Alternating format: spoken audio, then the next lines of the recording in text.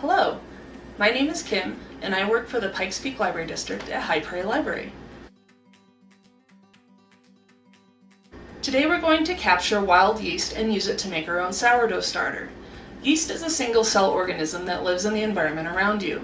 When you capture it and put it in a mixture of flour and water, it will eat that flour and produce carbon dioxide and alcohol. The carbon dioxide is what's used to make your bread rise. The alcohol gives it its flavor and helps preserve it. Making your own sourdough starter will take about a week, but it's very little effort on your part. Here's what you'll need. First, some flour. You'll also need water. I bought a gallon of distilled water, which is very, very cheap. Some people say that the tap water isn't good because of chlorine in it, but others say not to worry. If you are a little bit worried about the chlorine in your tap water, you can get a pot full of it, boil it for a few minutes, and then let it cool back to room temperature before you use it.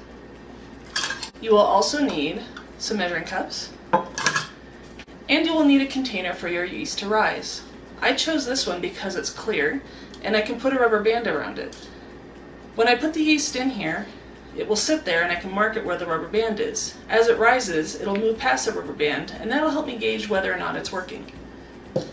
Once your starter is all ready to go, you can move it into a container like this. And there's my starter.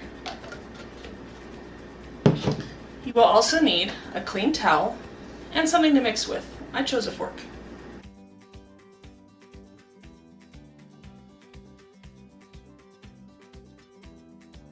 So here's what you'll do. You'll measure out half a cup of flour and half a cup of water.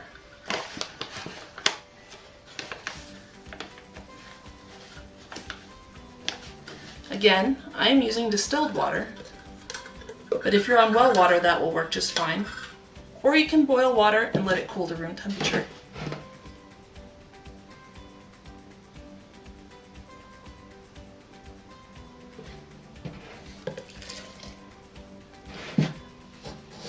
And there's our mixture. Now mix it up until all the dry flour is mixed well into the water.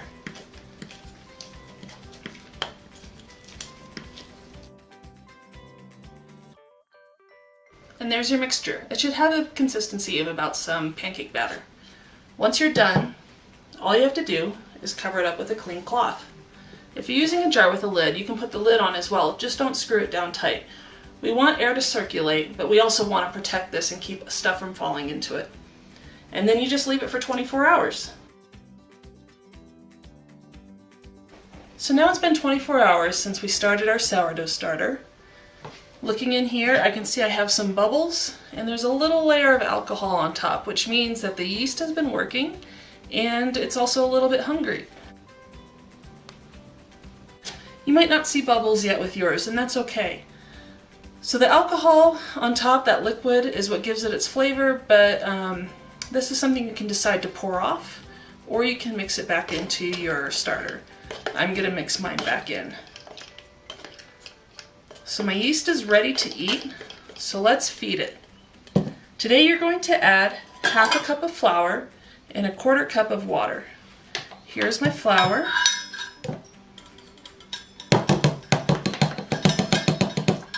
There you go. And I'm using the distilled water again.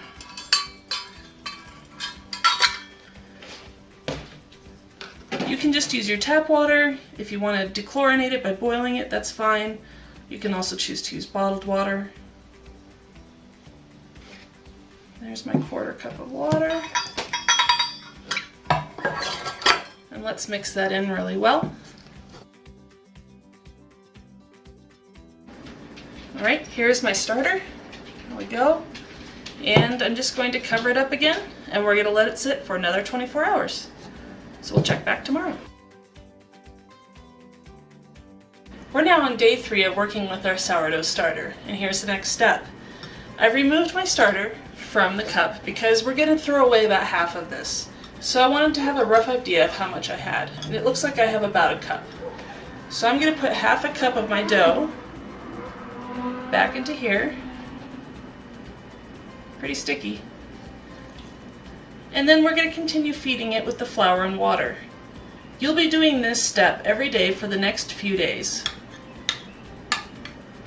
After about, I guess after about day 8 to 9, if you haven't seen any activity, then your starter probably doesn't work and you should start over. Let's see. That's about half a cup right there. I've already measured out another half a cup of flour, so I'll add that.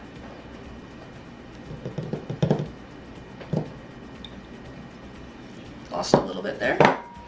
I'm going to add another 1/4 cup of water.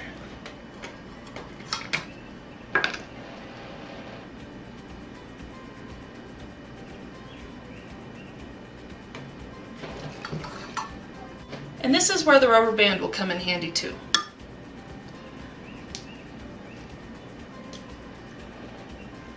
We should start to observe the dough rising at this point.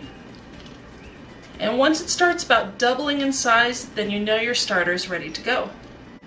So once you have your starter completely ready and it's doubling in size, you can move on to finding ways to bake with it. And there will be a lot of recipes out there on the internet if you look for them, but I'll put some links in the description below. Okay. There's my starter. I'm going to try to scrape down the sides a little bit. If you bake a lot in the future, you'll just keep your starter out. But if you don't bake too much, you will need to feed it about once a week if you decide to refrigerate it. Refrigerating it will stop the growth of the yeast, or slow it down a bit. But it'll need time to warm up and wake up again. At this point, it's traditional to name your starter as well, because it is like a little pet. You have a bunch of living organisms in there. So I'm moving the rubber band down to where it is my cup. It's hard for you to see, but I can kind of see the inside. And this way, I'll be able to see how much it's been rising. So there we go. Repeat this step for the next few days, and hopefully you'll have a thriving culture. Thanks for watching, and good luck with your sourdough starter.